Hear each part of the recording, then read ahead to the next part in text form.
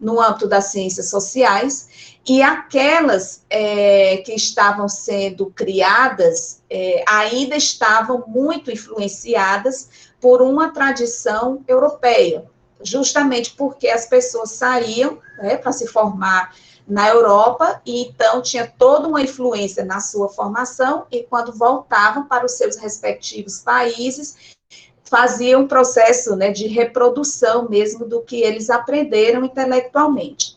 Então, o Orlando Fosborda, ele vai ser parte dessa geração que se formou fora da Colômbia, porque não existia, digamos, um campo de formação, tanto da graduação como da pós-graduação mais consolidado.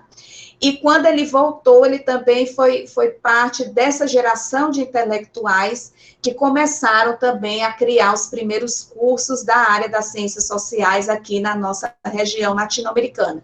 E no caso da área específica da sociologia, o Orlando Fosborda, ele vai ser considerado quem fundou realmente a primeira escola de sociologia na América Latina, na Universidade Nacional da Colômbia.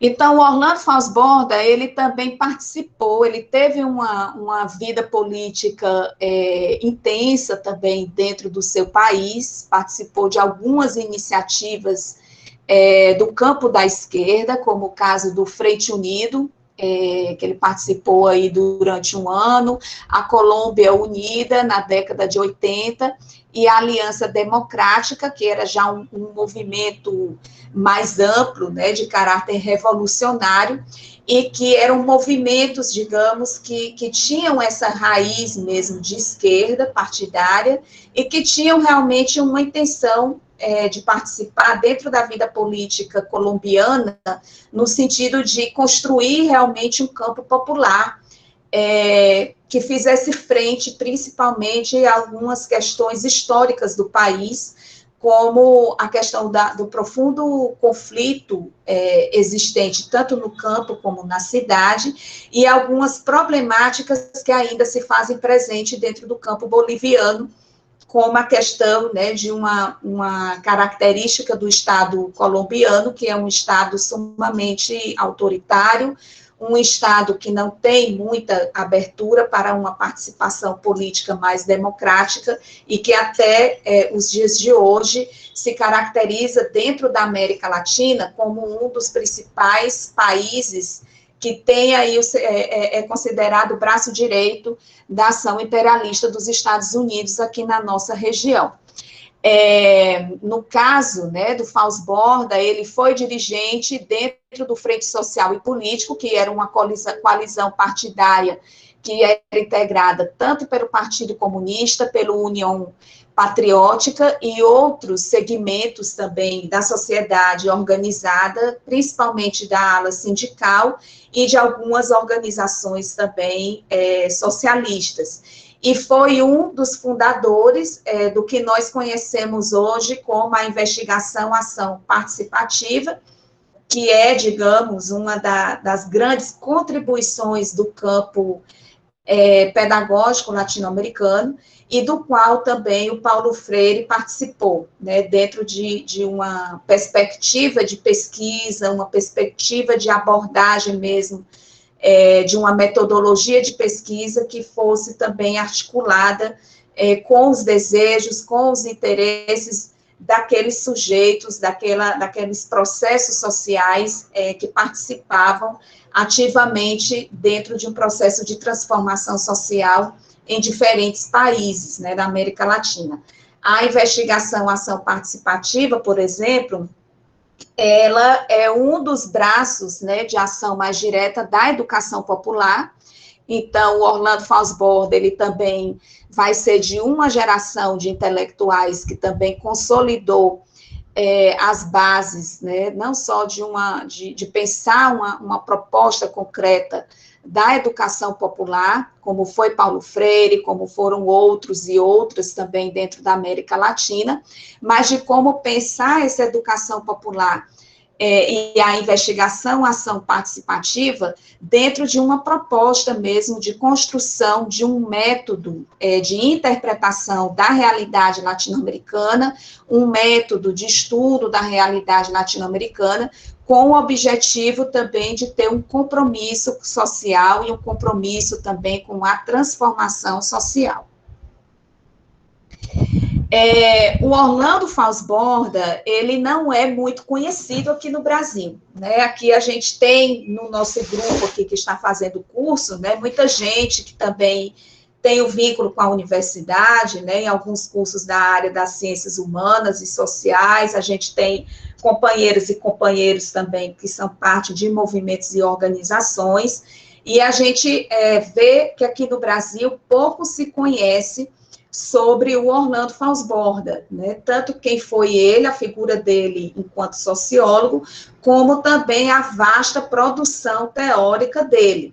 Aqui eu coloquei essa foto que eu fotografei, né, da internet mesmo, quando a gente procura toda a biografia, a bibliografia do Orlando Falsborda, e são mais de 40 livros publicados, né, vários artigos também que são publicados, mas que a gente não tem muita circulação dessas obras aqui no Brasil. Entretanto, dentro da América Latina, nos outros países latino-americanos, ele hoje, né, nos nossos dias, um dos autores, dos pensadores com maior reconhecimento, né, na América Latina, mas também é estudado, citado, debatido em outros países também, mundo afora. Eu acho que uma das razões também de nós não termos muito acesso à obra do Orlando Falsborda é o fato de ser uma obra escrita em espanhol e a gente não tem quase traduções dentro da língua portuguesa, mas eu gostaria de destacar, né, que, de fato, ele foi um pensador que, assim como outros, e aí o caso, né, o próprio Paulo Freire, para nós, o Orlando Falsborda, ele seria o equivalente dentro da Colômbia, né, assim como o Paulo Freire, ele tem um peso muito importante na nossa tradição teórica e do campo da educação popular, o Orlando Falsborda, ele também tem esse reconhecimento dentro, né, da Colômbia e dentro também dos demais países da América Latina. Entre as obras, né, do Orlando Falsborda, eu queria destacar algumas para a gente justamente ver o título dessas obras e a gente, a partir do título delas, a gente começar a pensar quais eram os grandes temas que articulavam todo o processo, né, de não só uma elaboração teórica, mas também de um compromisso político engajado, que atravessam a vida e a trajetória desse pensador, em diálogo também com algumas lutas, né, alguns processos políticos da Colômbia, que se entrelaçam também com outros processos políticos da América Latina. Então, a gente tem aqui alguns livros que eu gostaria de destacar dessa vasta obra, como esses 4, vai vir outra lista, né, no slide seguinte, mas esse primeiro, né, O Homem e a Terra em Boyacá, que é uma região colombiana, e que mostra aí a preocupação do Orlando Falsborda desde sempre com a questão da terra, com a questão dos conflitos agrários, os conflitos por terra dentro da Colômbia, inclusive, né, como sendo um dos primeiros, né, que destacaram como essa questão dos conflitos por terra e os conflitos agrários, eles eram, digamos, um elemento importante para nós entendermos toda essa forma de estruturação de um Estado que realmente regula um tipo de ofensiva dentro dos territórios, seja com o uso de forças militares, seja com o uso de forças paramilitares, e que vão, né, ao longo da história da América Latina, construindo mesmo um processo de ofensiva permanente dentro dos territórios indígenas, dentro dos territórios camponeses, em diferentes países, né, da nossa região. No caso colombiano, a Colômbia, ela é também um país que tem ainda uma presença muito grande de população no âmbito rural, tanto populações camponesas, como também populações indígenas, e que tem sido um país que, principalmente, né, no século XX, essas populações, elas têm sido permanentemente atacadas por ações paramilitares, ações também de conflito de território por interesses do narcotráfico, ou mesmo, né, da própria ação do Estado dentro desses territórios. Então, até os dias de hoje, né, a questão agrária dentro do território colombiano, ela ainda continua sendo uma problemática nacional. Além disso, o Orlando Falsborda, ele também teve, né, uma preocupação dentro da sua própria formação em pensar também não só as revoluções que aconteceram, aquelas revoluções exitosas, como o caso, né, da Revolução Cubana, a própria Revolução Mexicana, a Revolução Sandinista, mas ele também foi um pensador, né, que analisou aquelas chamadas revoluções inconclusas, principalmente aquelas, né, que não foi possível avançar, porque muitos países, eles sofreram golpes, e principalmente golpes militares, como o caso, né, do Cone Sul, o Brasil, a Argentina, o Uruguai, a própria Venezuela, o Chile, que eram países que teriam, digamos, condições históricas, né, de construir também uma ação política dentro do campo popular, mas que não conseguiram avançar, seguindo o exemplo de outros países, porque a gente teve aqui, né, uma ação mesmo de golpe militar. Então, Orlando Falsborda, ele teve também essa preocupação.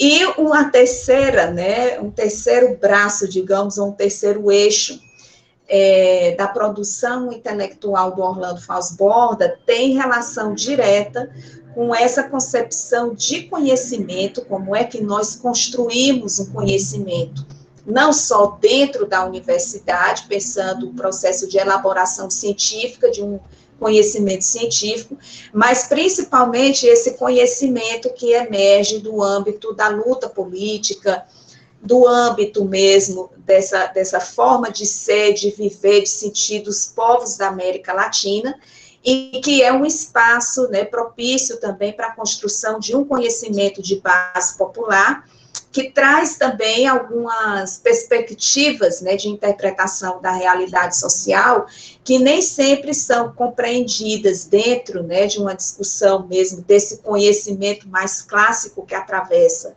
as universidades, ou mesmo o próprio espaço escolar, e que são conhecimentos, né, que revelam outras formas também de interpretação dessa realidade, e que tem um vínculo muito forte com esse processo de resistência histórica de diferentes povos da América Latina. Então, o Orlando Falsborda, ele também vai dedicar uma parte da vida dele a justamente pensar o que ele chamava, né, o processo de construção de uma ciência própria, uma ciência popular, e uma ciência que fosse também voltada para uma causa popular. E aí o Orlando Falsborda, ele vai ter essa preocupação justamente por conta da própria trajetória de formação intelectual dele, a própria formação universitária, o fato dele ter estudado fora da Colômbia, dele ter realmente visto essa necessidade de, uma vez retornando para o seu país, não só fundar uma escola de sociologia, uma faculdade de sociologia, mas de como realmente você construir um processo de construção de conhecimento que não estivesse amarrado a um colonialismo intelectual, né? O que ele chamava de colonialismo intelectual? Essa maneira de nós nos apropriarmos de uma teoria que muitas vezes não é desenvolvida dentro do nosso continente, e que muitas vezes a gente só repete sem pensar realmente um processo de elaboração mais original do nosso pensamento, da nossa visão crítica de mundo, da nossa abordagem teórica, das nossas formas de pesquisa, que realmente estejam, né, vinculadas à nossa forma de ser como povos da América Latina e do Caribe, como povos latino-americanos. Então, o Orlando Falsborda, ele vai realmente criticar essa postura de servilismo intelectual, como ele chamava. E ele vai justamente, né, nos convocar, seja como pesquisadoras, pesquisadores, mas também dentro de processos políticos organizados por organizações populares, movimentos populares, como é que nós construímos realmente uma ciência que ela sirva para o nosso próprio processo de transformação e de emancipação. E no caso, né, o Orlando Falsborda, ele vai pensar isso dentro da sua própria área, que é a sociologia. Ele, inclusive, né, vai considerar que a sociologia ela é uma disciplina de suma importância para pensar realmente esses processos sociais, é a ciência também que nos permite interpretar em que consistem as diferentes relações sociais e humanas numa sociedade, e que é uma ciência que já, por natureza, ela deve se dedicar realmente a pensar processos de transformação. Então, aqui a gente tem outros livros, né, dele, e sempre livros que vão realmente mostrando não só uma posição teórica, mas também uma posição política. O Orlando Falsborda, ele é daquela geração de intelectuais que, ao contrário, né, de pensar uma objetividade, uma neutralidade da ciência, ele vai justamente defender que necessariamente nós devemos ter um posicionamento político. E que se nós, né, temos esse posicionamento político crítico, é um dever também colocar sobre a mesa os grandes temas, as grandes discussões de época, que são a raiz, né, de problemáticas históricas, e pensá-la realmente sempre para a sua superação. Então, aqui a gente tem, né, outro conjunto de livros, Subversão e Mudança Social, para o socialismo raizal e outros escritos, um escrito, né, sobre o Brasil, camponeses e moradia, e outro aqui sobre a investigação participativa e a praxis rural. Né? Então, era um autor que ele estava preocupado com a questão agrária, a questão da terra, a proposta também de um projeto socialista e de uma ciência também para a mudança social, foram, digamos, os grandes temas, né, que articularam o pensamento do Orlando Falsborda. E aí, dentro desse amplo processo, né, de elaboração teórica, ele escreveu uma antologia de 4 livros, que esses livros, digamos, eles se tornaram um momento importante dentro da formação do próprio Orlando Falsborda, no sentido dele realmente atinar, ele começar a perceber que dentro de um processo mesmo de resistência social, emerge daí todo um conjunto de saberes, um conjunto de conhecimentos que vão moldando esses saberes de luta, essa forma de resistência dos povos, que não é só uma forma política, mas ela também está atravessada por outros paradigmas de conhecimento, outras formas também de interpretação da realidade, inerentes, né, que são inerentes à forma de vida, de existência e de resistência desses povos.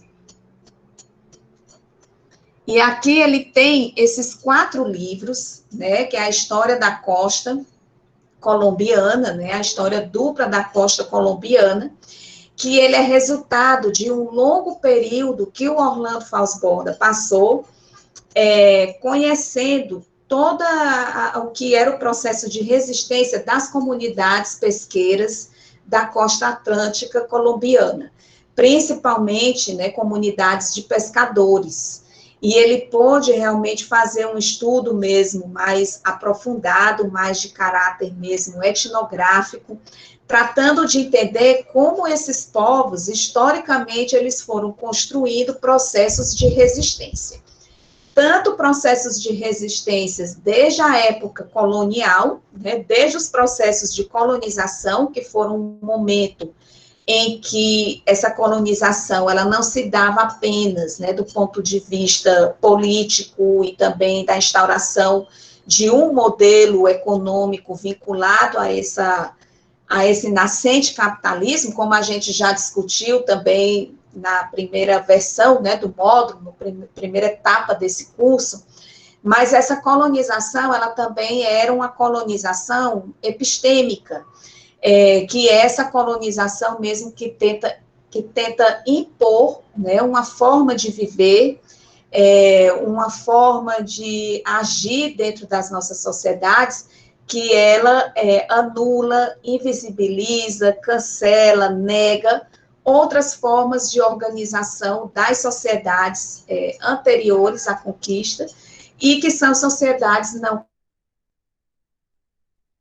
capitalistas, né? Faussbord, ele vai fazer um estudo minucioso, um estudo mesmo de caráter histórico, de caráter etnográfico, de caráter também sociológico, para entender como né, que apesar da gente ter passado por processos profundos de colonização, por que nós, apesar de termos passado pelo próprio processo de implementação do capitalismo, né, que é o modelo de desenvolvimento que nós temos hoje, e que é um desenvolvimento, né, que tem como uma das marcas esse caráter mais urbanocêntrico, esse estilo de vida mais individualista, essa sociedade do consumo, essa sociedade, né, que se pauta mesmo em relações de exploração pelo trabalho, né, dentro dessa lógica capitalista, como é que, apesar desse processo ele ter sido permanente e contínuo ao longo de 500 anos, você tem sociedades ainda que elas se organizam, elas vivem e elas resistem a partir de outra forma, outra estrutura de organização da vida social, da vida comunitária. Então, ele, observando, né, o caso das comunidades costeiras da parte atlântica da Colômbia, ele foi vendo, né, que esse processo ele não era ao azar, que se mantinha aí processos de resistência mesmo, de modos de vida, que existiam desde a época da colonização, inclusive com algumas práticas cotidianas, que essas práticas, elas, por mais simples que fossem, elas revelavam também processos de resistência.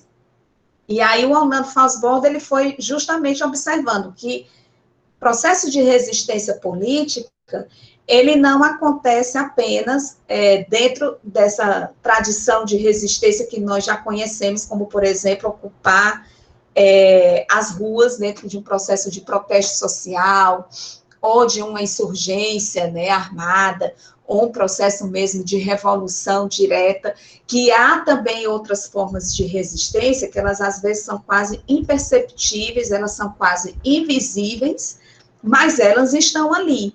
E são também tão eficientes como outras, né, mais explícitas, que muitas vezes essa forma de viver dentro de um território, nas coisas cotidianas do nosso dia a dia e da nossa forma mesmo de organização da nossa vida, dentro das nossas comunidades, ela pode também se revelar dentro de um potencial, um grande potencial de resistência contínuo, contínuo e também, digamos, exitoso, né, em termos de manutenção mesmo de uma forma de organização que tem o seu caráter coletivo, o seu caráter comunitário, e que vai justamente ser um contraponto a todos esses valores, né, que são próprios da sociedade capitalista na qual nós vivemos.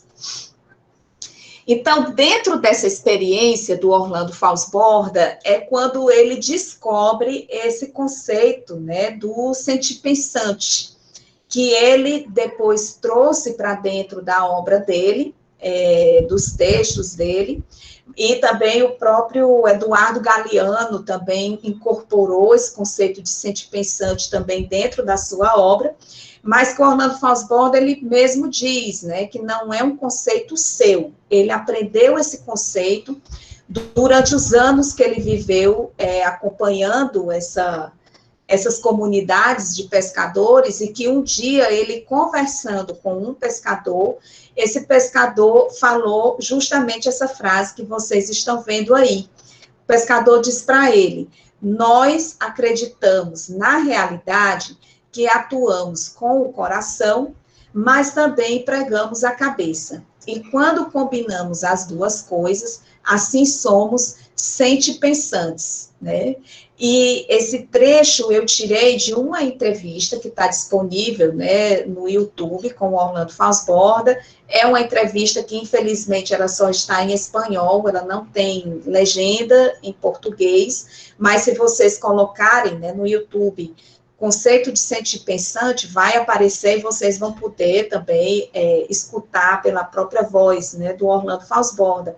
Mas ele, nessa entrevista, ele justamente destaca que quando ele escutou esse conceito a primeira vez, ele achou de uma grande profundidade filosófica mesmo. Ele disse, olha, algo que é tão simples, assim, de ser dito, mas que tem uma profundidade enorme, no sentido de nós vermos como é que nós construímos o nosso processo de conhecimento e de construção do nosso olhar sobre a nossa realidade, que muitas vezes não é a mesma forma que essa sociedade ocidental, moderna, capitalista, ela define. E aí vocês devem lembrar, na nossa primeira aula, né, do primeiro módulo, na primeira parte do curso, que eu justamente falei para vocês a importância, né, do coração como um centro também de construção, né, de um sentimento, de um pensamento, de uma ação para os povos originários, né, dentro da América Latina, dentro do Abayala. Então, a gente vai ver nesse conceito do Orlando Fosborda justamente uma reafirmação dessa forma como o coração ele é compreendido como o centro de onde emana o nosso pensamento, e dessa inversão mesmo, desse sentido que nós temos de que o nosso conhecimento ele é unicamente fruto da razão, a partir daquela máxima, né, do Descartes, do penso, logo existe. Aqui, né, o sentipensante, ele é penso e sinto e existo, né, ou sinto e penso. Então, o pensamento, ele também vem de um sentimento, é uma relação dialética. Então, o Orlando Fosborda, ele vai recuperar esse conceito, e ele vai também dinamizar esse conceito atrelado também ao próprio debate sobre a resistência e o próprio processo de construção de uma teoria social para uma transformação social, como ele defendia. Então, o Orlando Fosborda, né, eu sempre gosto de dizer que ele foi um teórico que fez como uma reconciliação entre a epistemologia e a ontologia dentro da teoria crítica latino-americana. Porque a gente tem aí dentro, né, de um debate teórico, e principalmente, né, dentro de um marxismo mais ortodoxo, que nós não falamos das epistemologias, né, que é essa dimensão mesmo de construção do pensamento. A gente sempre considera que esse processo mesmo de formação do ser social, ele é algo das ontologias, da nossa própria forma de organização social da vida, e que muitas vezes você falar da epistemologia é você se reduzir a uma postura mais pós-moderna, né? E eu discordo particularmente dessa questão, porque eu acho que nós somos formados tanto no nosso processo mesmo de construção dos nossos pensamentos, nós elaboramos o nosso pensamento a partir de uma vivência concreta, certamente, mas esse pensamento, ele também pode estar arraigado em outras formas linguísticas, de cosmovisões, de posicionamentos sociais que existiam, inclusive, antes do surgimento da sociedade moderna, e que tinham outra forma de pensar esse processo de organização social. Eu já falei para vocês, né, como era esse debate dentro dessa discussão mesmo dos povos maias, por exemplo, que a gente já viu, dentro, e como isso reverbera, por exemplo, em algumas experiências políticas, como o próprio debate do feminismo, a gente viu também, para dar um exemplo, né, contemporâneo, que dentro da teoria, da teoria e da praxis feminista, a gente vê, por exemplo, como as mulheres indígenas, as mulheres camponesas, as mulheres negras tensionam também muito do que é concebido dentro de um feminismo hegemônico, porque pensam a partir de outras epistemologias, outras ontologias. Então, a gente vê que, de fato, a realidade latino-americana ou a realidade do sul global, porque não é só uma particularidade nossa, a gente vê isso também no continente africano, no continente asiático, mas até mesmo no norte global, dentro dos povos originários do norte, seja nos Estados Unidos, Canadá, seja na Europa também, com os bascos e outras, né, experiências, que existem também outras epistemologias e outras ontologias que vão realmente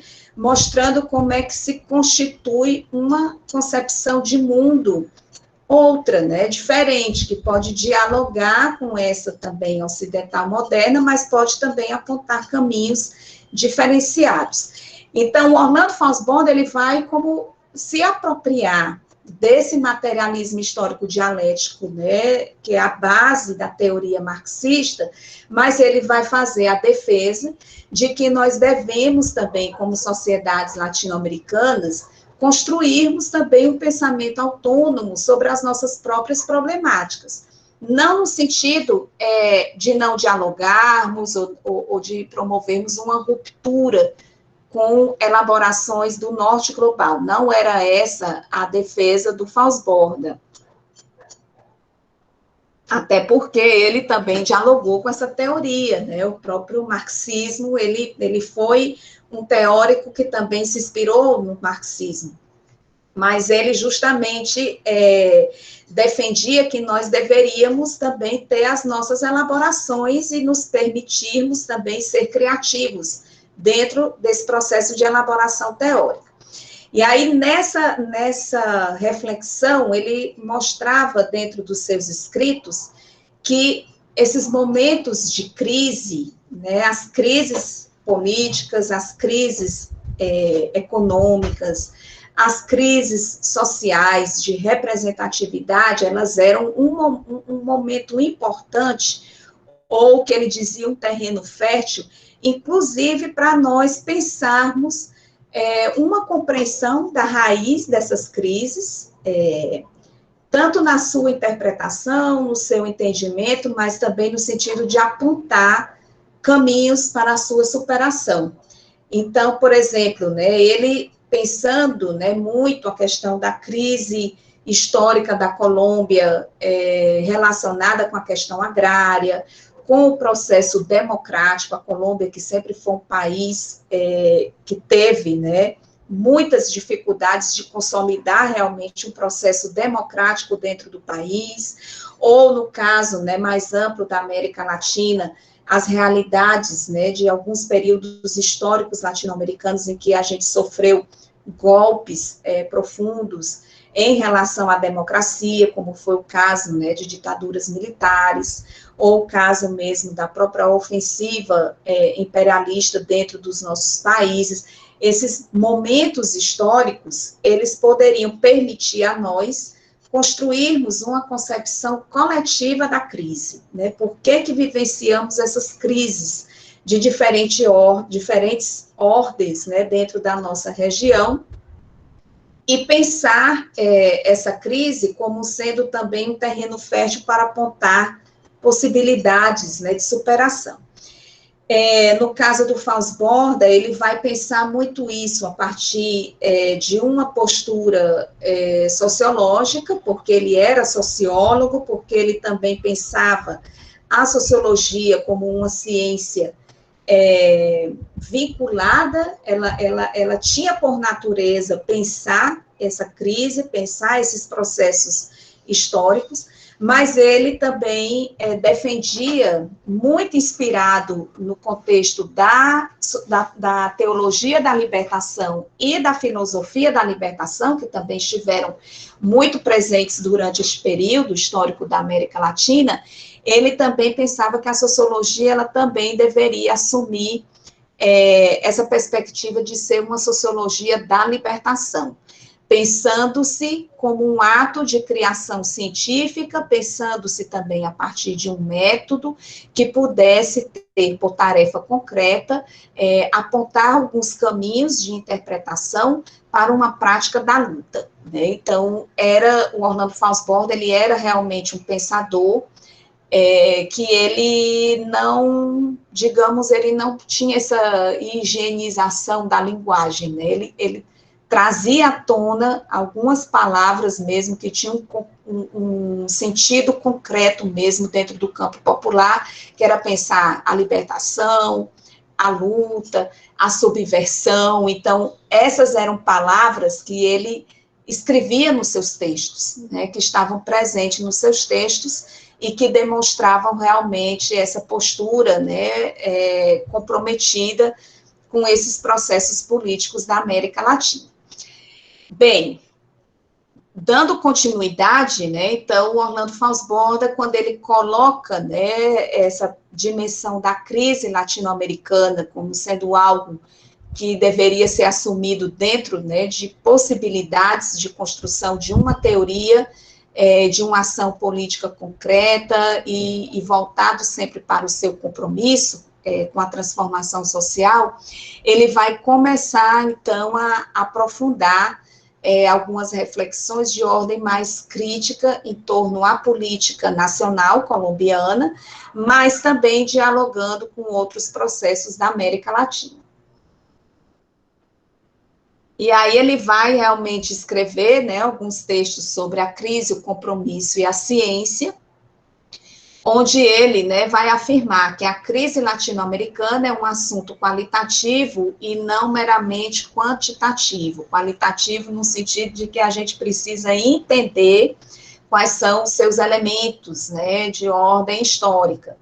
E que ele ia justamente defender, né, que dentro desse processo, né, de crise social, pensando o caso colombiano, as saídas reformistas, né, o que ele chamava os esforços reformistas, eles provocariam apenas, né, algumas modificações superficiais, e que seria importante justamente nós conhecermos de forma histórica quais eram as verdadeiras raízes dos nossos problemas sociais, sejam eles quais forem, né? No caso colombiano, ele vai falar muito da questão agrária, questão da terra, mas aí a gente pode debater depois, né, os nossos problemas, a crise que nós estamos vivendo hoje, como é que nós podemos pensá-la, né, de forma mais aprofundada, identificando raízes históricas para essas crises.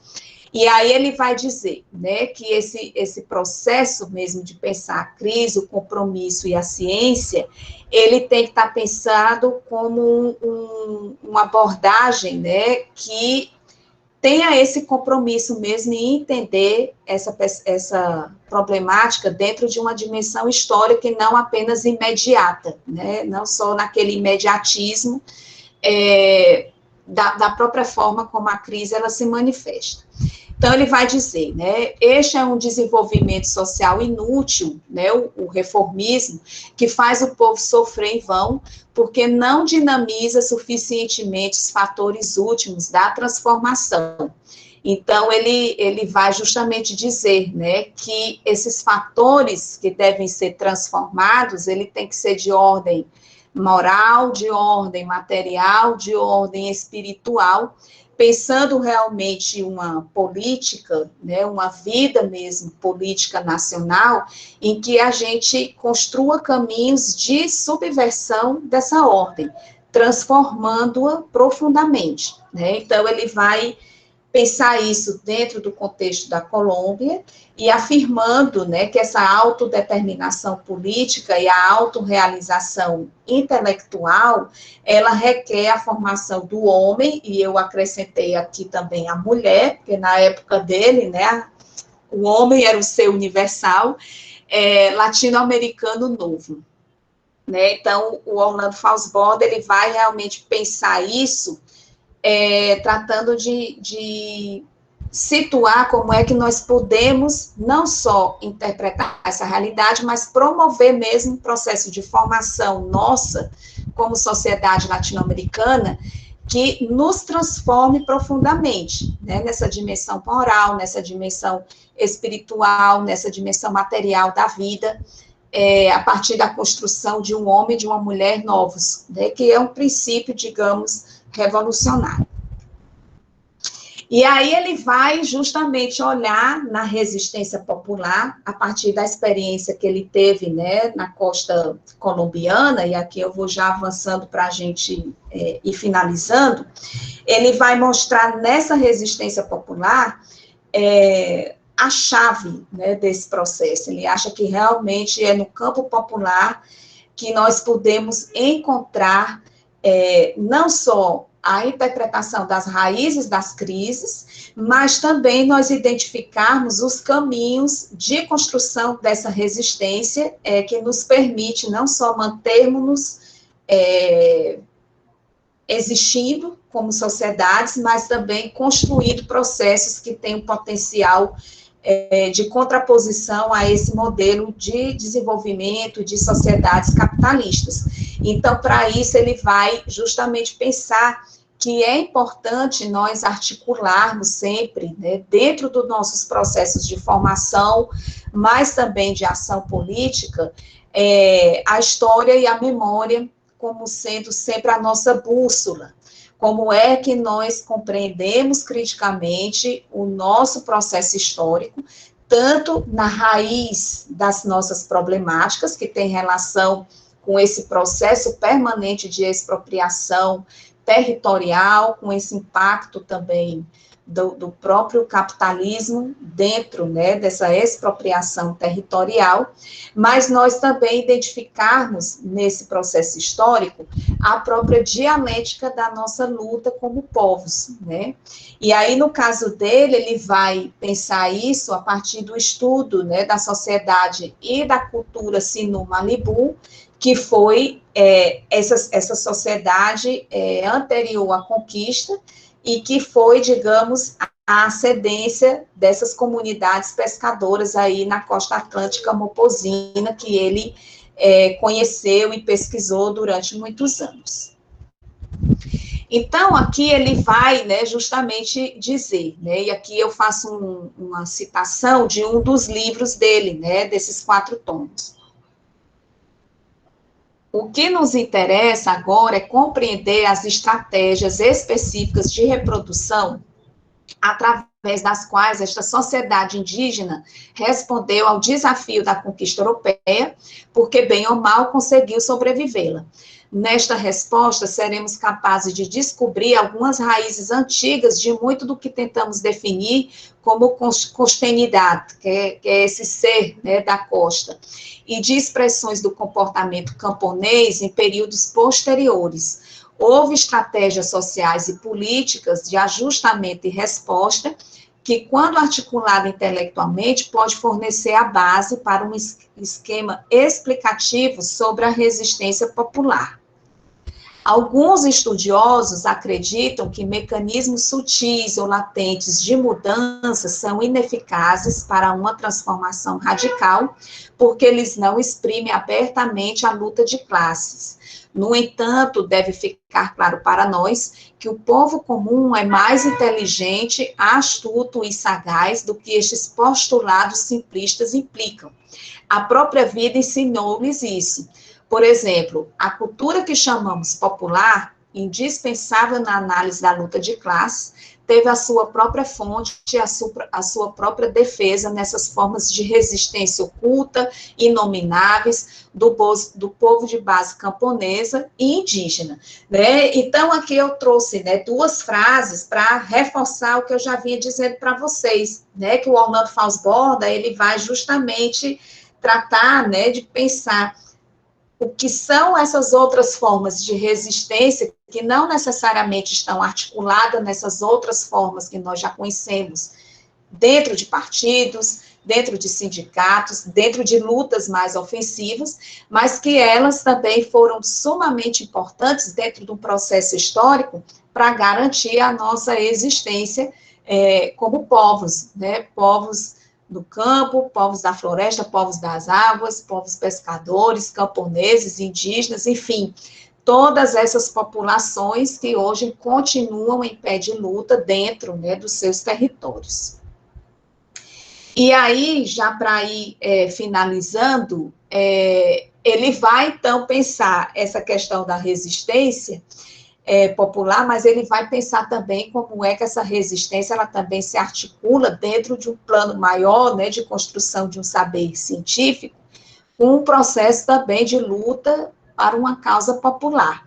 Ou seja, como é que a gente estabelece uma relação entre a dimensão política e a científica, desenvolvendo realmente um método de pesquisa que ele estivesse realmente a serviço da luta popular, a serviço da causa do povo, que fosse realmente um mecanismo que permitisse conter todo o processo de dominação imperialista e de uma oligarquia tradicional que estava vinculada a esses processos, né, de expropriação territorial.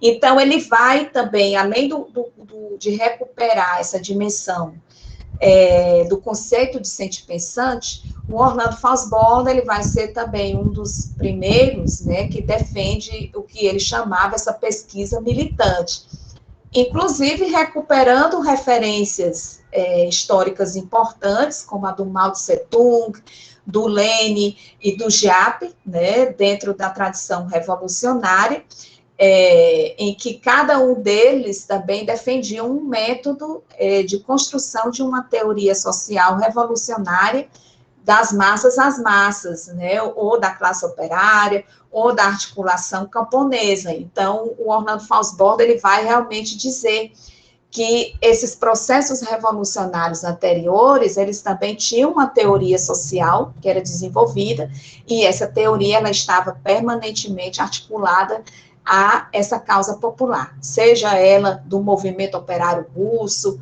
das massas populares também camponesas na China, na articulação camponesa também no Vietnã, como o caso do Giap, entre outras, né? E aí ele vai dizer que essa compreensão mesmo de uma ciência para uma causa popular, ela tem alguns postulados também teóricos e políticos. E aqui eu vou, né, dizer rapidamente. Ela tem que estar a serviço de uma causa popular, né, que eu já falei isso anteriormente. Ela tem que promover um conhecimento através da ação, ou seja, ela se transformar numa praxis política. Ela está também articulada nessa dialética mesmo entre história, memória e os processos de luta, né, dentro de uma perspectiva de luta de classes, que nos permite compreender profundamente as raízes históricas dessa contradição, e tem que ser também uma ciência com uma dimensão ética, essa dimensão ética mesmo entendida de compromisso, né, e principalmente quando a gente está a serviço de atender uma demanda, né, das organizações, dos movimentos, como pesquisadoras, como pesquisadores, nós também temos esse compromisso ético também de devolução, né, daquele saber que foi sistematizado. Além disso, né, ele vai também defender esses pressupostos de ordem metodológica, que aí foi, digamos, a base, inclusive, de construção da proposta da investigação ação participativa, que tanto subsidiou toda a experiência da educação popular na América Latina.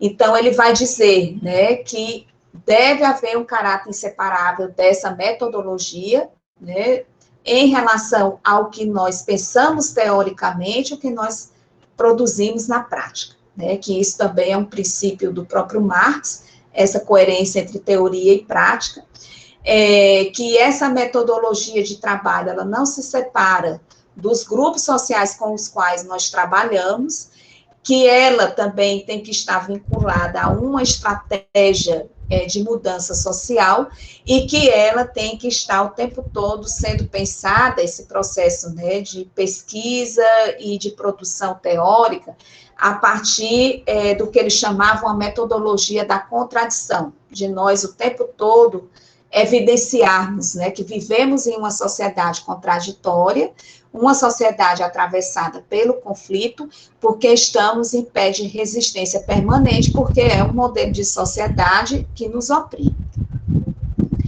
E aí ele vai dizer, né, que a gente pensar uma ciência nessa articulação mesmo com o compromisso, com a luta social, ela vai ter algumas implicações científicas e teóricas. E aqui eu vou ler a partir da citação do livro Causa Popular, Ciência Popular. Tem que ser produto do movimento histórico e como uma ciência que se torna revolucionária quando deixa de ser doutrinária. Por outro lado, não se faz aqui nenhum calque e cópia de teorias tal como são formuladas noutras latitudes e países, nem se recai no colonialismo intelectual de esquerda que castrou tantos grupos revolucionários e universitários. Porque o método de estudação procura sustentar-se na realidade colombiana, ele está falando da Colômbia, nutrir-se dela ao tempo que exige uma resposta autêntica a essas realidades em termos de atos e evidências e não só de palavras e debates meramente ideológicos. Então, vai ser mesmo um pensador que defende uma teoria vinculada a uma prática concreta. Finalmente, né, esse é o meu último slide, o Orlando Fausborda, ele vai, então, propor a investigação ação participativa como sendo esse método de interpretação e ação dentro de uma realidade social que tem um caráter interdisciplinar, porque você pode, né, entender essa realidade a partir, né, de múltiplas óticas, que tem que estar vinculado mesmo, né, com essa causa da luta popular, das causas do povo, que tem que recuperar dentro de uma perspectiva histórica da memória e também para uma interpretação a própria história das lutas populares, valorizando também essas lutas a partir das suas próprias raízes e cultura.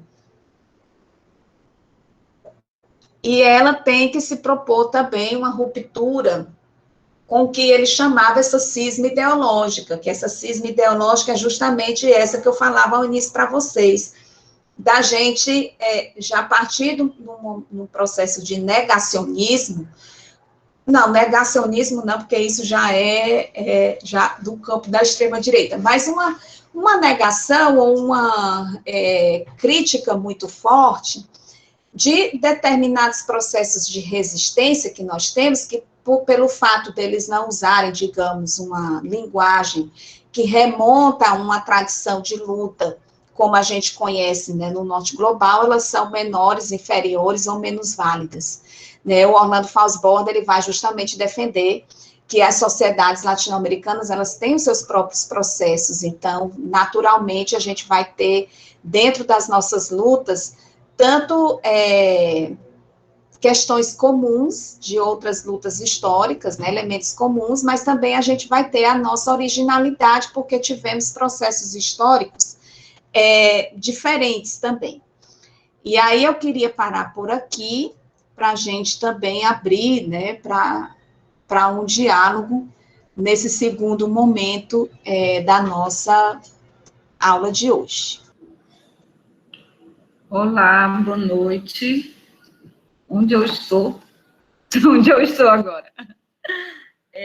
Boa noite. Nós queremos agradecer a Lia, né, mais um momento maravilhoso por essa aula tão importante, né, nesse atual contexto que a Colômbia também está vivendo, né, de uma profunda, né, acho que a gente pode dizer uma revolução. Escutava, né, a sua fala, dos falas do Borda, e passando aqui um filme sobre o que está acontecendo hoje na Colômbia. Então, a gente quer mais uma vez agradecer por essa aula brilhante sua, dizer que é mais uma atividade, né, a retomada do nosso curso, Saber Sentir, Ser, Colonialidades e Resistência no Território Camponês, que é um prêmio, é uma das atividades, né, do projeto da Rede Pácara, Cultura Viva Comunitária, do Prêmio Arte e Cultura do Ceará, com recursos da Lei Aldir Blanc.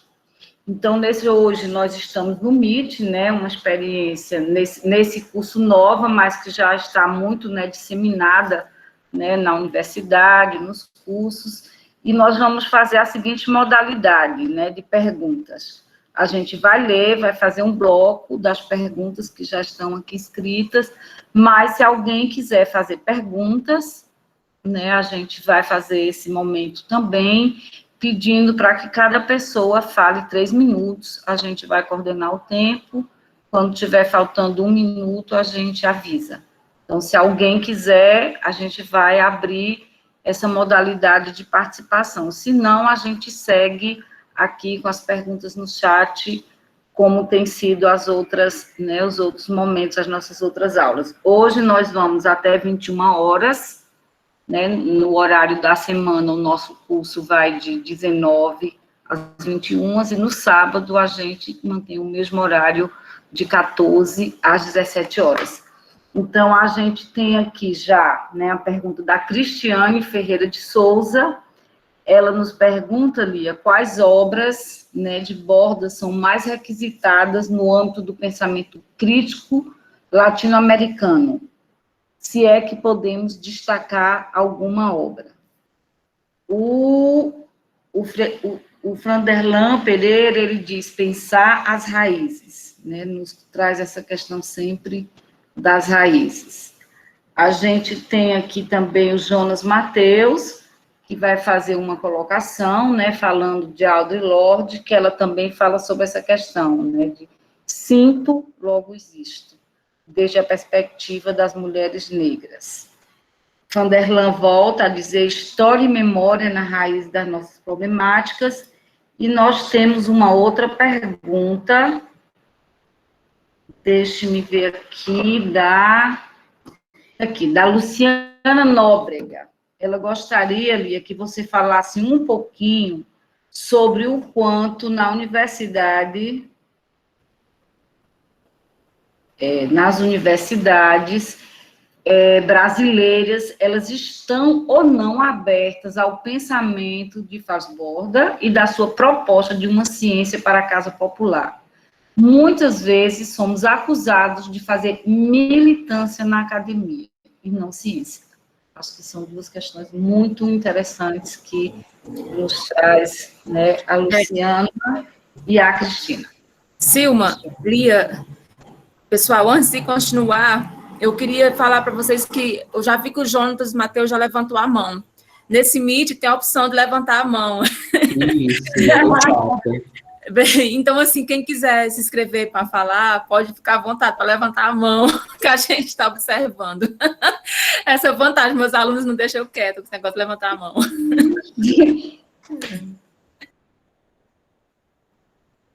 Então, vamos intercalar o primeiro momento de perguntas aqui no chat, o outro momento de perguntas nas mãozinhas, né? Nas Primeiro mãozinhas. aqui, depois as mãozinhas. Pois vamos lá, né? Primeiro, né? Muito obrigada também pelas perguntas. Eu acho que é muito bom. Quando chegam as perguntas, significa que a gente fez aí o que o Rubem Alves fala, né? De provocar a coceira das ideias, né? Que ele dizia muito isso, que você provoca a coceira nas ideias, aí a gente pergunta, né? Sobre a questão das obras. Tem uma... Bem, como eu disse, aqui no Brasil, o Orlando Faz Borda, ele não é muito conhecido. Pouco conhecido, e aí eu também já vou articulando com a pergunta da Luciana. A gente tem uma geração nas universidades brasileiras, na área da educação, aquela geração que acompanhou mesmo todo o processo de consolidação da educação popular. Então, é uma geração de professoras e professores do âmbito, né, dos cursos de educação, de pedagogia, né, na graduação, na pós-graduação, que acompanharam mesmo toda a trajetória da educação popular no Brasil. Digamos que são eles os que têm realmente recuperado o debate, né, teórico, metodológico e político do Orlando Fausto Borda. Então, quando a gente encontra pessoas que conhecem o Fausto Borda, normalmente são aquelas do âmbito da educação, ou aquelas pessoas que estudaram em outros países da América Latina. Eu conheci o Orlando Fausto Borda fora do Brasil, quando eu estive no México, mas depois conheci pessoas aqui no Brasil da área da educação que já o conheciam. E sempre pessoas que estão vinculadas ao âmbito da educação popular, ou que estudam, né, o pensamento pedagógico latino-americano, ou que acompanham mesmo experiências concretas, né, de movimentos camponeses e indígenas na América Latina. Então, esse público é minoritário dentro da universidade, então não somos a maioria. Ainda tem o predomínio, né, na nossa forma de fazer ciência nas diferentes áreas, de exigir essa cientificidade que está medida pela nossa capacidade, né, de sermos objetivos e de mantermos um distanciamento do fenômeno que nós estudamos. Então, de fato, quando você assume uma postura, né, como a do Orlando Fausto Borda, vão dizer que você está fazendo militância dentro da universidade. Mas é importante destacar que o Orlando Fausto Borda, ele não foi o único. Foi toda uma trajetória de intelectuais dentro da América Latina, durante, né, a década de 50 até a década de 70, que, de fato, eles foram muito influenciados pelos processos revolucionários desse período. A Revolução Cubana, ela foi um marco muito importante na formação de muitos, que se animaram mesmo, né, se inspiraram no processo cubano e começaram também a pensar questões importantes nos seus países. Ou, por exemplo, países como o México, a própria Revolução Mexicana, ela inspirou muito intelectualmente, até os nossos dias, né, muitos intelectuais deste país, e que aqui no Brasil nós também tivemos, né, só que com o golpe militar, a maioria saiu, então você teve uma ruptura desse processo dentro das universidades brasileiras, um processo de silenciamento. Nas universidades chilenas também, inclusive o Pinochet, uma das leis que ele instituiu foi a proibição do estudo da teoria marxista dentro das universidades, que é uma lei que está em vigor até hoje, né? Não se estuda Marx ou marxismo dentro das universidades chilenas, e muitos chilenos, quando saem do país, vão estudar e olhar aí quem é que trabalha para poder aprofundar nessa formação.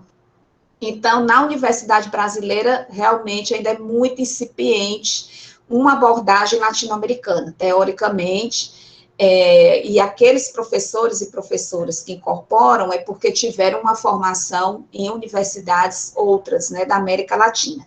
E aí, uma das obras que normalmente circula dentro do Brasil, quando é o caso, né, de se estudar o Orlando Fausto Borda, é esse livro Por uma Sociologia Sente-Pensante, que eu vou colocar aqui para vocês, porque esse livro ele é uma antologia que o CLACS, o Conselho Latino-Americano de Ciências Sociais, ele organizou com principais textos, né, ou pelo menos alguns escritos de cada uma daquelas obras que eu mostrei para vocês. Então, tem aí algumas partes de alguns desses livros que eles organizaram em uma antologia, e está disponível, né, online. Então, essa, digamos, é a obra. Mas o livro esse Ciência Popular e Colonialismo Interno é uma obra de muita referência também para outros países, né, da América Latina. Então, é toda uma geração, e o Paulo Freire é da mesma geração dele, né, quando a gente for amanhã analisar também Paulo Freire e Mariátegui, a gente vai fazer essa costura. Mas seria isso, né, para essas primeiras perguntas.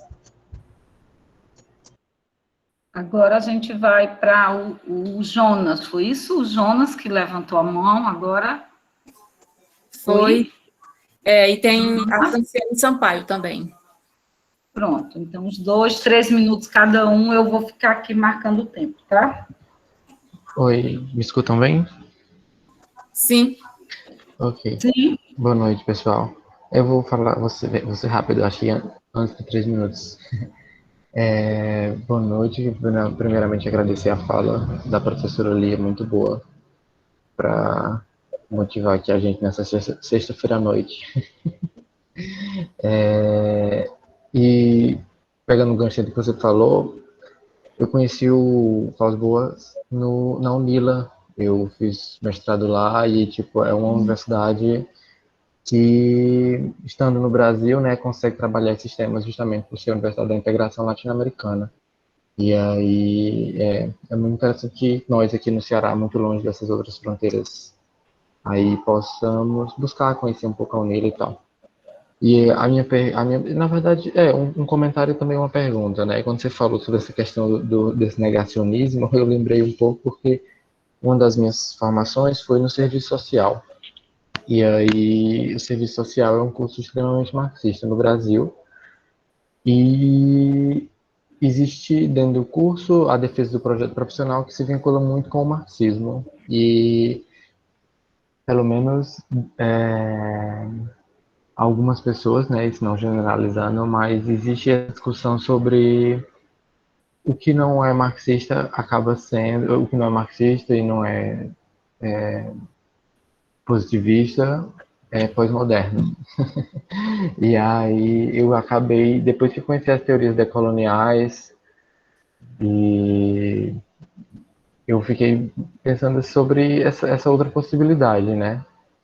Abriu muito a minha mente. Então, a minha reflexão seria de que forma esse pensamento, de sentir pensar, né, que dentro da minha pesquisa do mestrado eu associei muito com a escrevivência também da Conceição Evaristo, de que forma a gente conseguiria pensar essa descolonização das universidades a partir dessas teorias.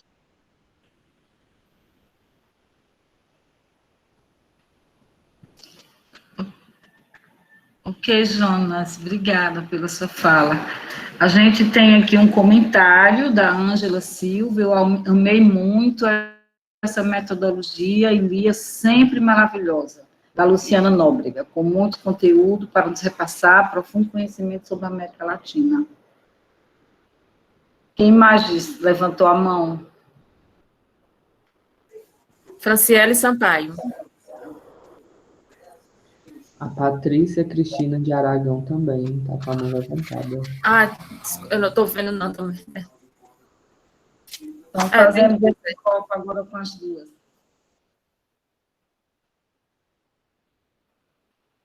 Oi?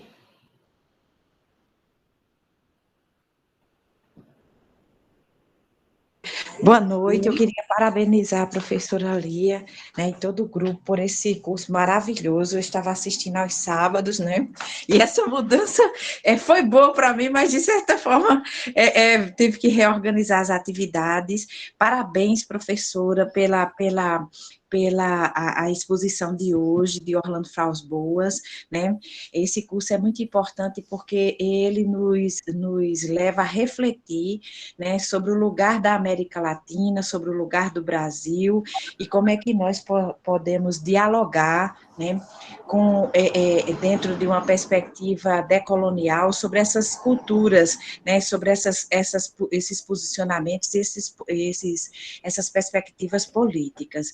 Então, eu estou gostando muito do curso, né, e parabenizo você. Eu não teria pergunta a fazer, porque você teve uma exposição belíssima, mas eu teria só que agradecer pela proposta do curso, e fica aqui a minha sugestão, não sei se as pessoas que estão aqui concordam comigo, de vocês ofertarem outros cursos após esse. Obrigada, Patrícia. Vamos tentar.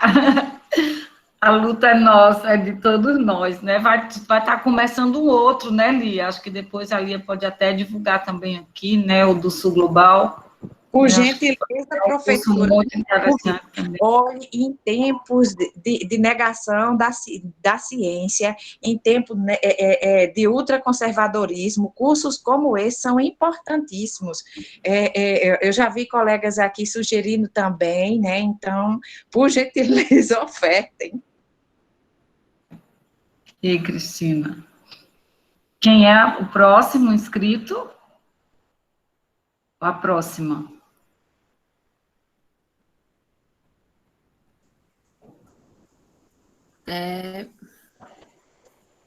Eu acho que pronto, né? Eu tô confundindo aqui, tem duas mãos levantadas, mas é a Patrícia e o Jonas. Jonas, foi a Patrícia e do Jonas. A Franciele não estava com a mão levantada, não, ela é do Jonas.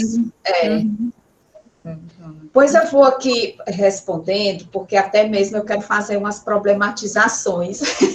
E aí o pessoal vai se animando. Primeiro, né, o Jonas trouxe aí a UNILA, eu acho que a UNILA e a Unilab são duas universidades, né, que são muito importantes dentro desse processo de um giro epistemológico dentro, né, da tradição da teoria produzida dentro das universidades. No caso da UNILA, realmente trazendo uma tradição do pensamento social latino-americano, e no caso da Unilab, além dele, também uma tradição do pensamento social africano, né, que a gente, além da gente não conhecer a produção sociológica da América Latina, a gente também não conhece da África, que é o país que tem uma grande incidência na nossa formação sociohistórica, né, então são duas universidades que têm sido fundamentais, né, dentro desse processo de mudança. Concordo com o Jonas, no sentido de que a gente tem uma tradição, e o serviço social, mas também o curso de pedagogia, a gente tem alguns cursos de pedagogia, que o marxismo, ele é muito presente. Aí eu vou fazer uma revelação para vocês, né?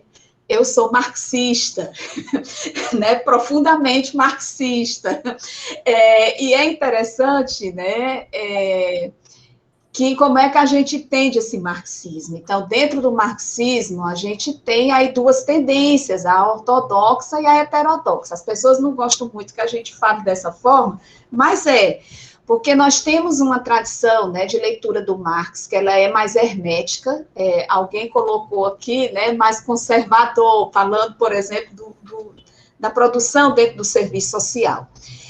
Que eu interpreto que a teoria social marxista, ela dá conta, sim, de muitas questões relacionadas ao que é o capitalismo como um modelo de desenvolvimento sociocultural, político e econômico.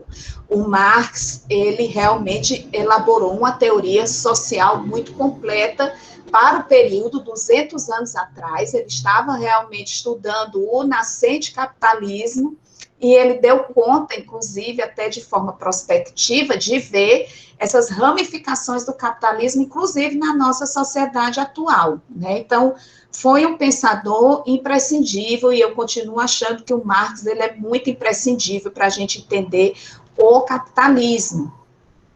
Agora, o Marx, ele também elaborou um método, né, o materialismo histórico dialético, que é um método realmente que toma a história como ponto de partida. Ele estudou a história do capitalismo na Europa.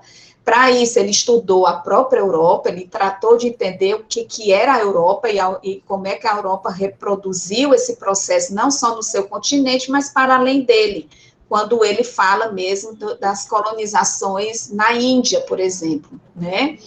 Agora, o problema é o que os marxistas, os leitores de Marx fizeram com a obra de Marx. Aí, isso, né, é igual o Jesus Cristo, né? Jesus foi Jesus. Agora, o que fizeram depois com a obra dele, né, aí já não é culpa de Jesus. A mesma coisa não é culpa do Marx, como é que depois a teoria dele foi se desenrolando. O Orlando Fawcett, ele também era um marxista, né, e ele falava também da luta de classes, ele também trabalhava o conflito dentro de uma perspectiva da luta de classes, mas como ele pensou muito mais no método, no materialismo histórico dialético, então ele foi tratar de entender quais eram as contradições fundantes das nossas sociedades, no caso da Colômbia, com a questão agrária. Amanhã a gente vai ver o Mariátegui mais ainda, o Mariátegui fundou o Partido Socialista no Peru, Orlando Fawcett foi um dos fundadores do Partido Socialista, então eles eram marxistas, mas de um marxismo que não tinha essa ortodoxia, era se apropriar do método e entender o que é que nós somos como sociedades latino-americanas, e o que nós somos não é a mesma coisa do que foi a sociedade inglesa que deu origem ao capitalismo. A nossa base socio-histórica é outra,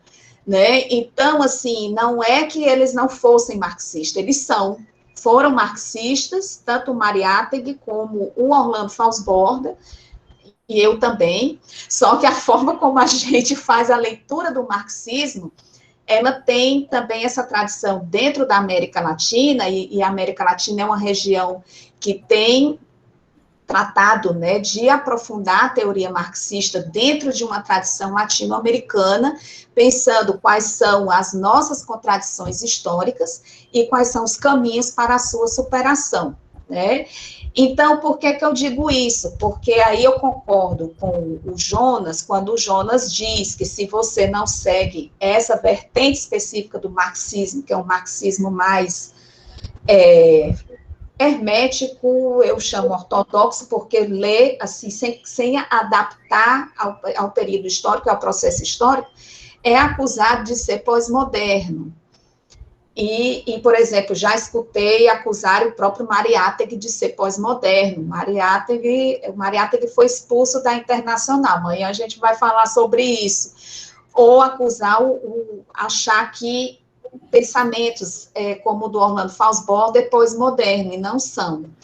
Acontece que a gente tem a teoria decolonial, então o Orlando Fawcett, ele não é um autor da teoria decolonial, só que a teoria decolonial, ela também tem as suas aproximações com a teoria latino-americanista de base marxista, aquelas que se propõem mesmo uma leitura latino-americanista. E uma diferença, porque sempre pergunta, então, qual é a diferença, né?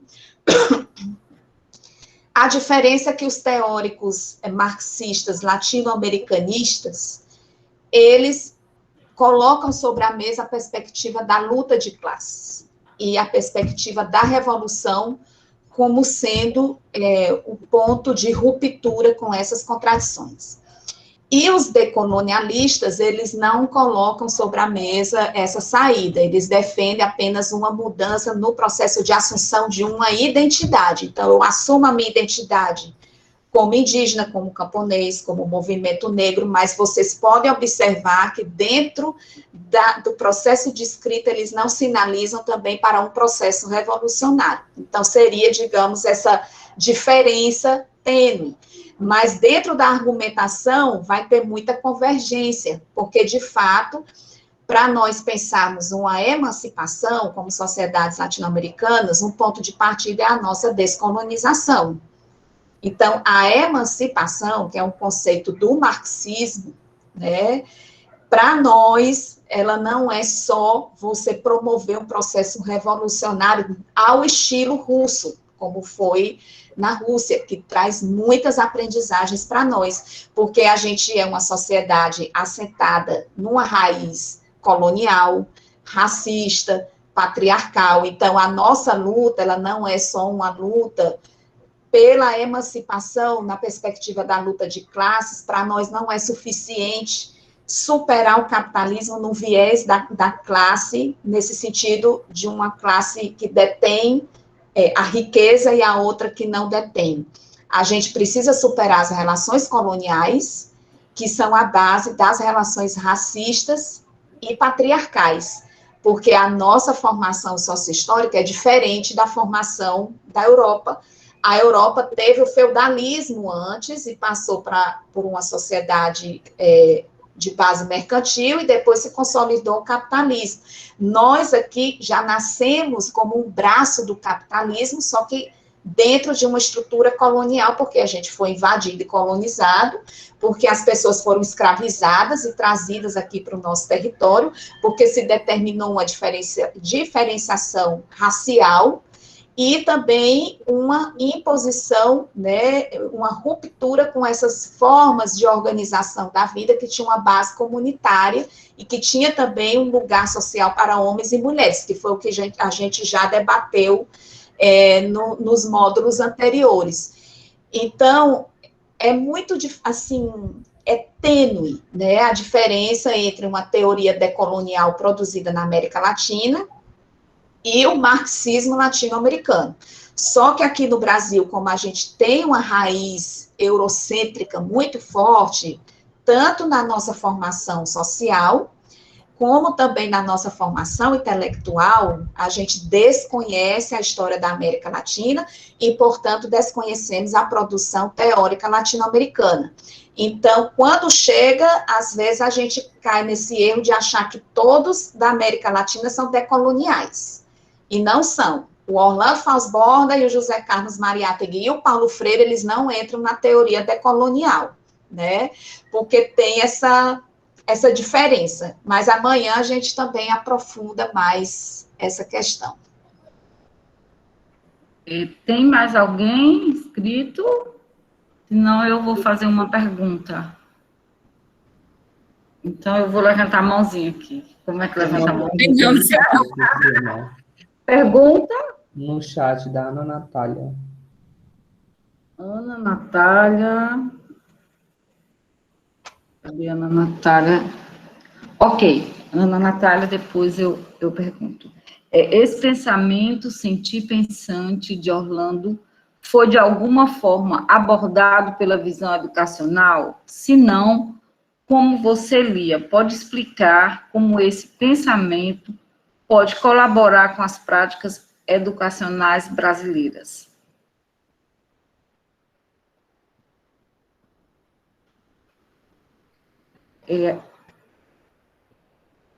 Tem só a pergunta dela. Eu posso fazer a minha logo também, que eu acho que tem a ver com essa questão também. Lia, nós temos hoje, né, dois países, né, na América Latina, que a Colômbia, né, como eles chamam, eles desde 2019, né, teve uma grande mobilização social na Colômbia, né, com várias com atos, caminhadas, alguns confrontos, né, eu, inclusive, na época, eu estava na Colômbia, fui a 2 atos em Medellín, e agora eles retomam, né, a clareza que com a pandemia, como na maioria dos países, a situação se agravou muito, né, no sentido do empobrecimento da população, e a Colômbia hoje, ela está há 22 dias, né, no dia 28 de abril, eles iniciaram um paro, né, que tomou conta de toda a Colômbia,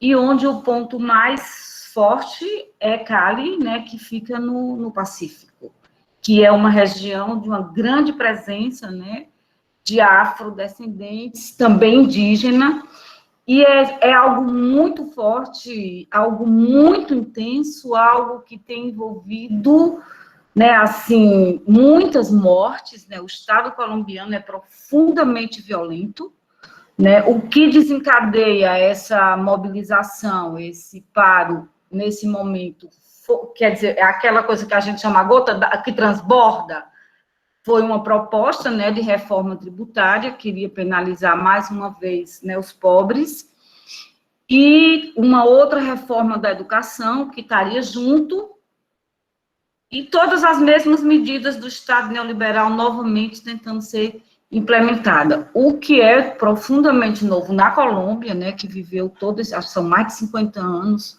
é essa questão mesmo da revolta popular, né, da juventude, né, quando ela fala da educação, de uma juventude que diz que quer sonhar, né, que quer ter o direito de sonhar, das mães, das classes populares, estão todos na rua, as torcidas de futebol, é um movimento, eles não dão conta mais hoje de quantos mortos, inclusive a maioria dos mortos são jovens e professores, existem vários professores, e aí eu queria que você falasse um pouco dessa questão, desse caldo que o Bordas via, né, da questão, os indígenas têm uma força simbólica na Colômbia, né, a guardia indígena é algo extraordinário, né, quando a guardia se mobiliza, a Colômbia para.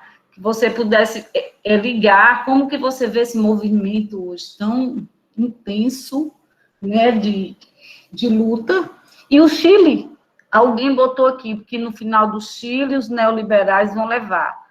Na verdade, as eleições não é isso, né, eles não, os partidos conservadores, eles não tiveram nem 30% dos votos, né, eles colocaram uma cláusula de barreira para 30%, mas pelo que eu acompanhei um pouco, não. Então, um Chile que tem no imaginário Allende, né, e hoje quer dizer, são os indígenas, são os partidos independentes, não há uma clara conformação de uma esquerda mais tradicional, mas de um caldo de esquerdas, uma prefeita de 30 anos, né, em Santiago, que é comunista, vem.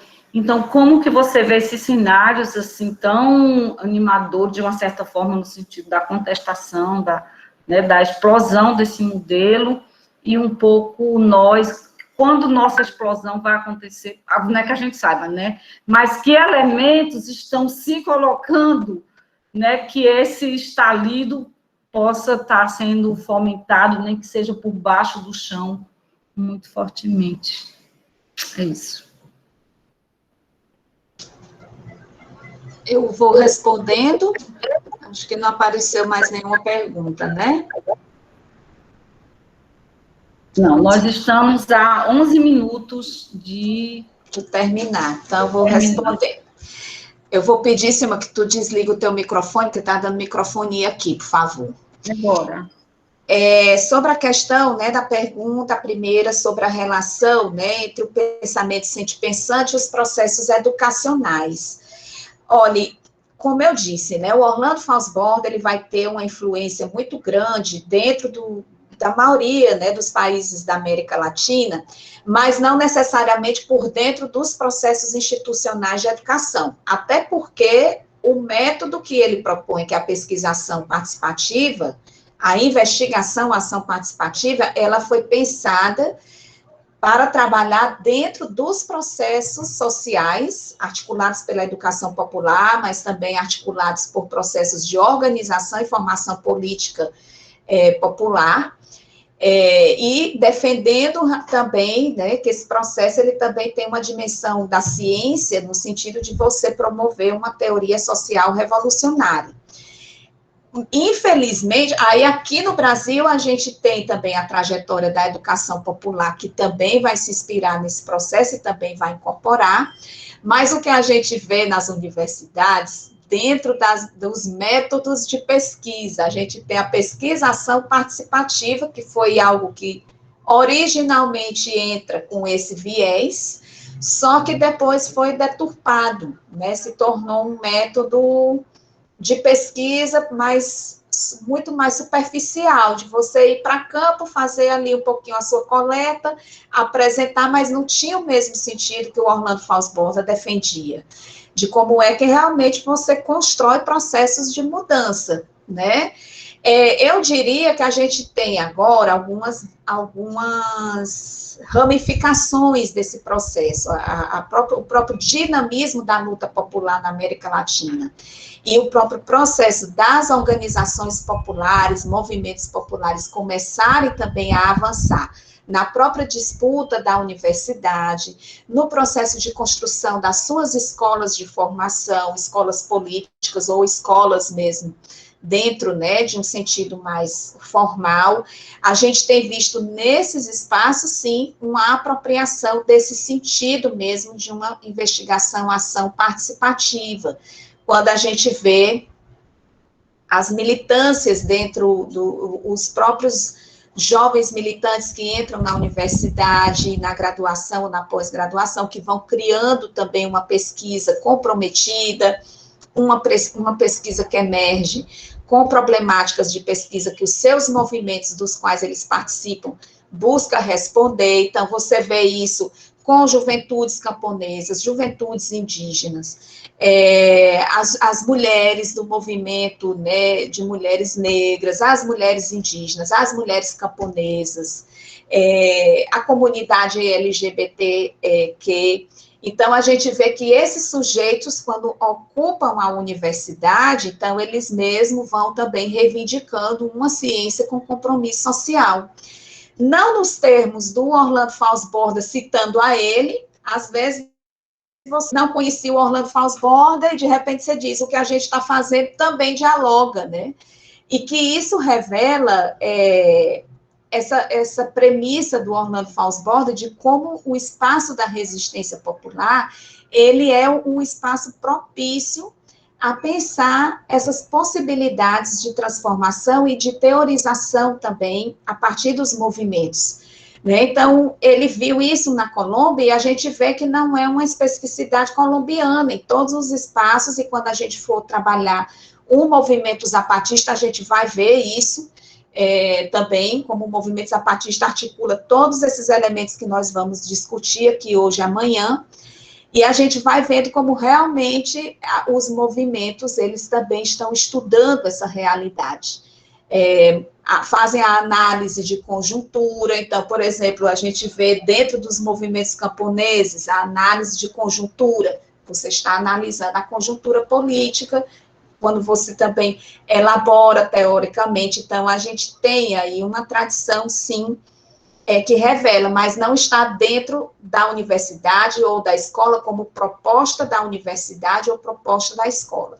Ela pode ser disputada dentro desses espaços a partir dos movimentos que entram, né, dentro desse espaço para disputar este latifúndio do saber e do conhecimento, como diz o MST, mas como proposta mesmo, dentro de uma política nacional de educação, de jeito nenhum, né, não existe.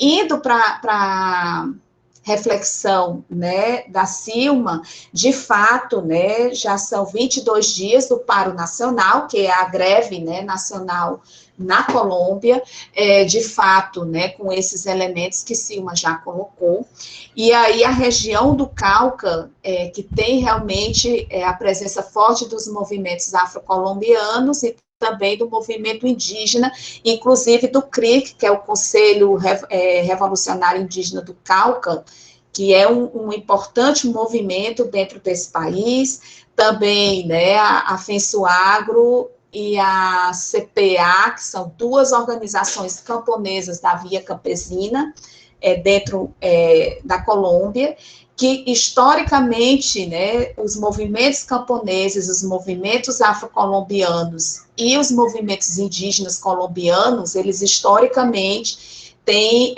construído essa resistência que o Orlando Fausto Borda, né, discutiu teoricamente. E é interessante que agora a Colômbia ela está num momento de maior tensão, primeiro porque essa tradição do Estado colombiano de uma ofensiva conservadora, violenta e de expropriação territorial, ela é histórica. Só que, além disso, os próprios processos de resistência na Colômbia, e as Farc também foi, durante muitos anos, uma resistência importante, e aí com os acordos de paz eles desarmaram, né, as Farc e desarmaram também algumas bases, e depois disso o Estado, o que ele fez foi não cumprir os acordos de paz e avançou tanto na ofensiva nos territórios, como também com uma série de reformas, como a reforma tributária, que é a razão, né, desse processo agora no território colombiano. E o que a gente tem visto desde 2019 foi uma intensificação do assassinato de lideranças camponesas, indígenas e afros dentro da Colômbia. Então, já são números exorbitantes, né, de pessoas assassinadas.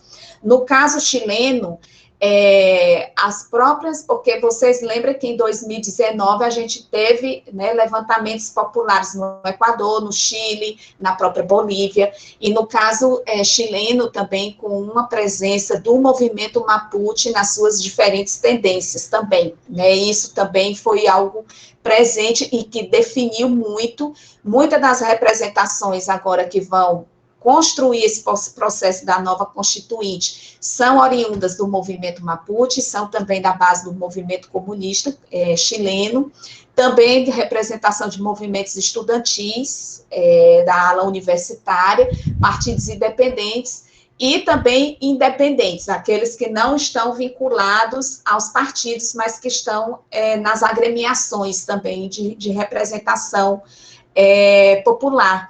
Então, a gente vê que tem um movimento que desde 2018 está nesse processo, já são 3 anos de vai e surgindo. Para nós, né, eu não sei, Silma, mas todo mundo pergunta, né, quando é que o Brasil vai para as ruas, porque toda essa série, né, de levantamentos que está acontecendo desde 2019, no Brasil já passamos por todos eles, com o impeachment, o golpe parlamentar, já tivemos a reforma da Previdência, a reforma tributária. Na Covid, nós somos o número 1 da América Latina, e nada disso nos fez tomar as ruas ainda. A gente tem que entender por quê, né, historicamente, mas é a grande pergunta que todo mundo fora do Brasil faz, por que é que o Brasil ainda não se levantou, não surgiu nas ruas? Não sei, né, não tem uma resposta, nem por quê, nem quando, mas é, de fato, né, a grande incógnita que a gente vai continuar discutindo nos próximos dias, para não ultrapassar, né, a hora da aula.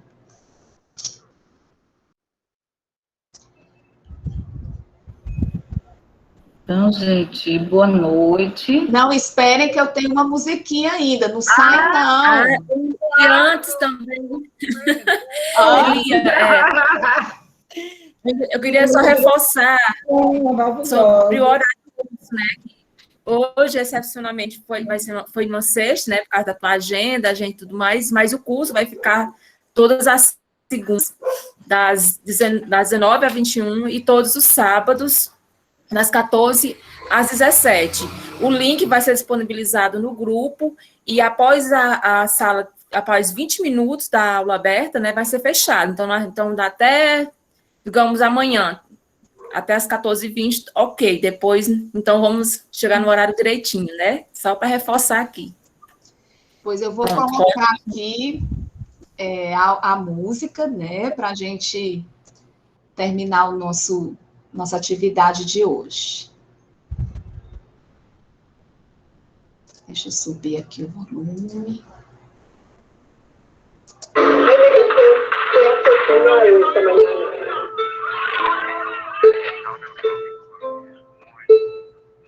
Sí, estoy luchando por aquellos que ya no pueden hablar. Sí, me ven llorando por mi hijo, mi hermano, mi abuelo o mi papá, por aquella mujer que se levanta a las 4 a trabajar y se quita el pan de la boca sin refutar.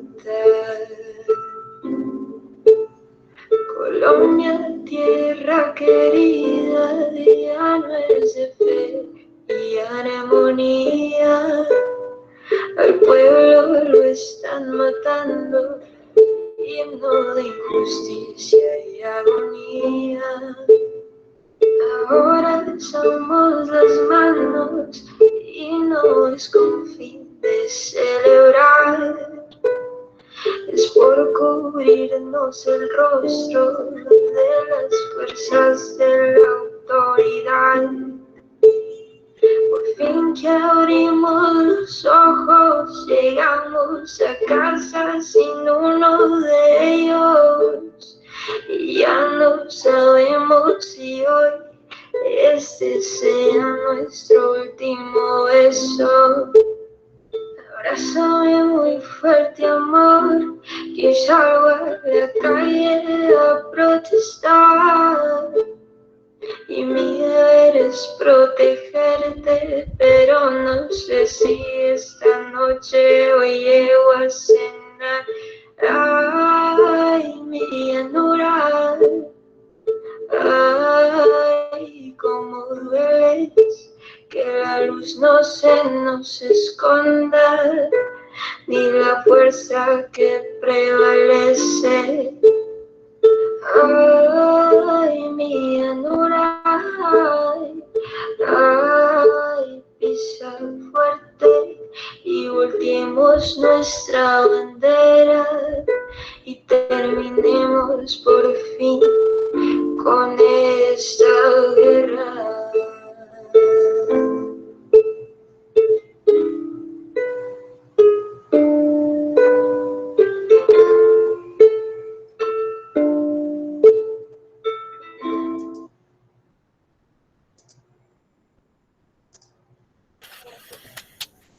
Então, assim, essa foi uma canção que compuseram agora, quando começou o paro, né, nacional. Então, na Colômbia, tanto o Duque, que é a continuidade do Uribe, eles têm derrubado a internet para que não seja transmitido no Facebook, no Instagram, nas redes sociais, o protesto, né, nas ruas. Então, a gente está aí divulgando dentro dos meios livres, né, quem está conseguindo ter acesso, as pessoas estão enviando os vídeos para dar visibilidade, inclusive à violência também policial, que tem assassinado, né, muitos jovens. Então, primeiro vídeo em solidariedade ao povo palestino, e esse último em solidariedade ao povo colombiano. Né? Boa noite, e a gente se vê amanhã. Boa noite, a gente se vê amanhã. Boa noite. Até amanhã, meu povo. Até amanhã, meu povo. Abraços. Abraço.